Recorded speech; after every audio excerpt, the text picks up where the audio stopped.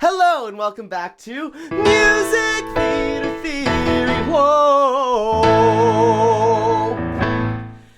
Today, I want to take some time to look at a musical that is... Well, let me start by saying this. I've been on a bit of a soapbox recently about movie adaptations into musicals. Not movie adaptations of musicals, but musicals that are adaptations of non-musical movies. Not to point any fingers back to the future, but there are certain shows on Broadway that are based on beloved movies.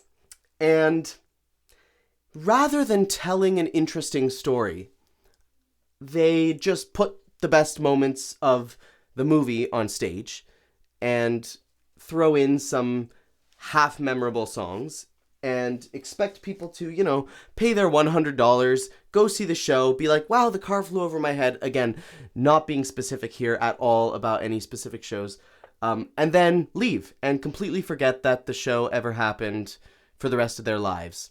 Rather than what I believe musical theater can do, which is make a permanent impact on somebody's life. And I'm not saying that musicals that are based on movies are inherently bad. I'm saying that because they are designed to be consumable, people pay their ticket and then forget about it. They are missing an opportunity to actually tell these really good stories on stage. Movies that are successful are, for the most part, successful because they actually tell a really good story really, really well. And that's the case with, for example, Mean Girls. That's a movie that I think tells a story really, really well. And I worry that in the trend of just making money by inviting people into the theater to see the movies they love put on stage, we're actually wasting an opportunity to illuminate a different side of these amazing stories. Think about what the different mediums can do. Movies are really good at images. They're really good at saying, okay, there's a close-up of this soda can. That means that the soda can is important, and you learn something from that information about what the camera's showing you and not showing you. But musicals are good at showing you the inner life of a character because they sing. And so it feels sad when we adapt these movies to musicals, but we don't use the tools that musicals give us to add things to the story that weren't already there. An example of a really, really good movie to musical adaptation, in my opinion, is what we're going to be looking at today. And I'm wearing orange right now. But whoever said orange is the new pink is seriously disturbed, because we are looking today at Legally Blonde, the musical, which is one of my favorite musicals. I actually really think it's a perfect musical. It is so good because it doesn't rely on the audience knowing the movie beforehand in order to love the characters. It just tells the story of Elle Woods in a way that is appropriate for the musical stage. And it tells it really, really well and really, really cleverly. And it believes in the story that it's telling. That's the other thing, too, is Legally Blonde, you can tell how much heart and soul is in it because, and how much the writers believe in the story they're telling, rather than just wanting to make money and taking the easy decision always. So to illuminate this, I want to look at one song, also known as two songs, from Legally Blonde, namely Legally Blonde and Legally Blonde, the remix. I'm just going to do a quick examination of these things because I've been talking about movie musicals for 4 minutes now. So thank you for watching if you've been watching. By the way, my name is Mateo. I do music analysis here on YouTube all the time. Come hang out with me if this is your game. So we start with this really weird chord here.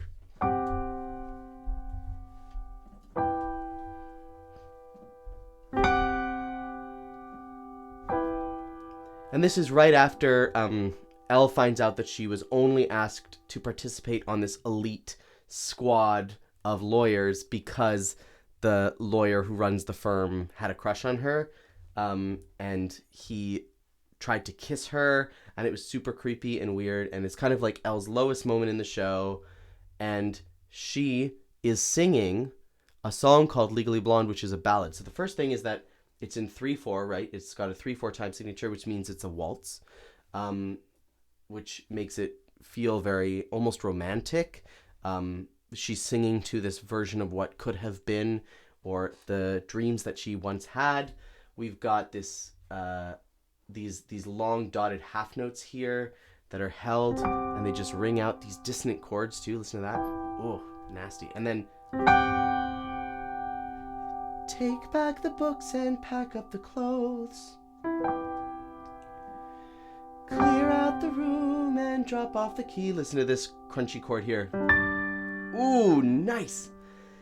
Leave with what's left of my dignity. Get in the car and just go.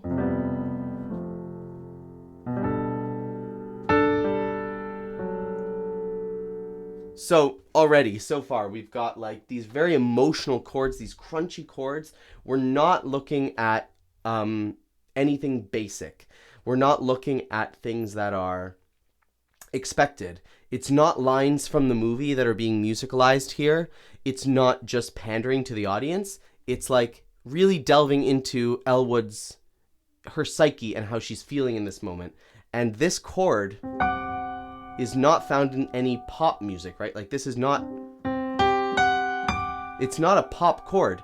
This note and this note, that's a C and a D. If you put them in the same octave, so you put them together, C, D, they clash with each other. And then G to F sharp, that's a major seventh, and they clash with each other. So that's not like a simple, normal pop chord. That's like a really clashy chord that illuminates all of the dissonance happening in Elle Woods' soul. It's not just telling you what you already knew if you watched the movie. It's illuminating an inner part of Elle Woods' life, how she's actually feeling in this moment. And I think that delves deeper into her psyche than anything in, say, the score of Mean Girls, the musical, delves into Katie's psyche. That's my opinion. But it's all through this song, it's this beautiful, simple waltz. Emmett comes in and they have a duet. And they sing this line together where Emmett goes, we're in a new key now. Emmett goes, you are the best thing about this place. And Elle has a harmony. You are the best thing about this place. Elle, you should know. Callahan hit on me. Elle says the line, it cuts off the music. The music is building, but then it cuts it off. We're not trying to make a pop hit here. We're not trying to make something that's easy to consume. We're trying to make something that tells the story.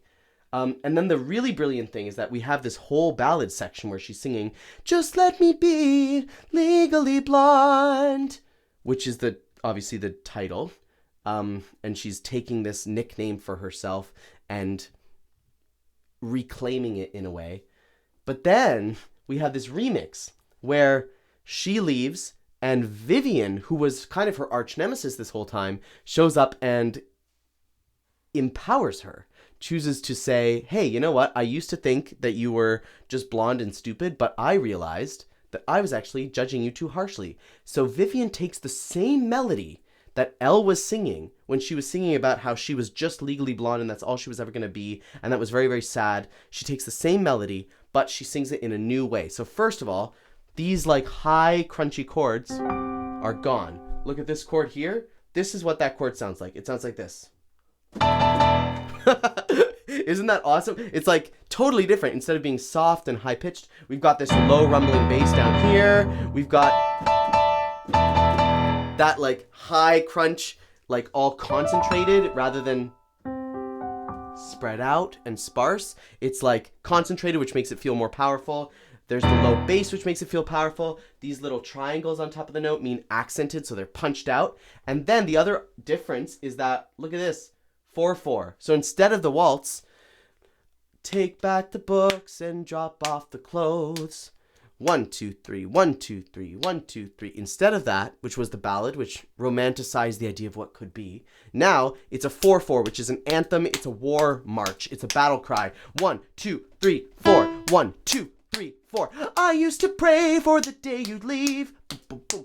swore up and down you did not belong. So we take the same melody in a different key, but take back the books and drop off the clothes is the exact same melody as I used to pray for the day you'd leave.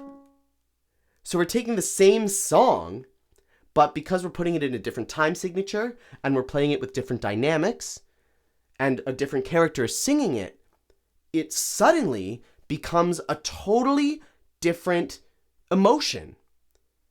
And so it's almost like it's saying, okay, here's the melody of what it sounds like to be quote unquote Legally Blonde, but then Elle can feel a certain way about being Legally Blonde at first, and then someone else can come along and tell her that there's a different way to feel about the fact that she is Legally Blonde. And the melody represents Legally Blonde, the idea, but then how that melody is put into the score represents how each character feels about that idea. And one character at first can say, oh, this is a really sad thing that I'm never going to be more than just Legally Blonde. And then Vivian can come along and say, hey, being Legally Blonde is awesome and you should own it. And those have different musical feels, different time signatures, different dynamic levels, but they're the same melody because the melody represents Legally Blonde. That is like Sondheim level of attention to storytelling and detail in the music, right? Using that same melody to mean something different. It's really intentional, intelligent storytelling. And honestly, like Mean Girls, the musical could never. Like, come for me in the comments if you disagree with me. But I really think that Legally Blonde, the musical, is a shining example of what a good movie to musical adaptation could be. And this is just one example of that. Anyways, let me know in the comments if you totally disagree with me. But this is what I think about movie to musical adaptations. I think that there is a lot of room in shows like Back to the Future or Mean Girls to use these really clever storytelling techniques. I don't think that they are being used often in these kind of movie to musical adaptations. But I think there's room to use them. And Legally Blonde is an example of that. And I think that if you do use them, the musical adaptation will have much more staying power and will live on for much longer. I mean, Legally Blonde was on Broadway almost 20 years ago, and it is still being produced all the time in regional theaters, international theaters, high school theaters. And I mean, like, let's just wait and see if Mean Girls or Back to the Future has the same kind of legacy. I don't know that they will. Anyways, again, just my opinion. If you want to see me talk more in depth about the music theory behind Legally Blonde, I actually have a piano talk segment. It's called On the Broadway Maven's Weekly Blast. So you can sign up for that. 3 months for free at the link in the description. It's not like sponsored or anything. It's just a project that I'm working on that every week I make a video for this weekly blast email, and it's a really cool email with a lot of cool Broadway info. So if you're into this channel, you're probably going to be into this email newsletter. So that's linked in the description. Again, I'm not being paid to say that. I just think it's cool and you should check it out. And also, I have my own weekly email newsletter with updates from my life and song recommendations and everything that you can check out at the link in the description. But yeah, come back and hang out with me again. These unedited kind of music theater theory videos where I just react to whatever I see on the page is really resonating with you guys, I think. So I'm gonna hopefully keep them up. They're a lot of fun for me to make. So I will see you next week in the next music theater theory video. Don't forget to subscribe. Once again, my name is Mateo Chavez Lewis, and this has been Music Theater Theory.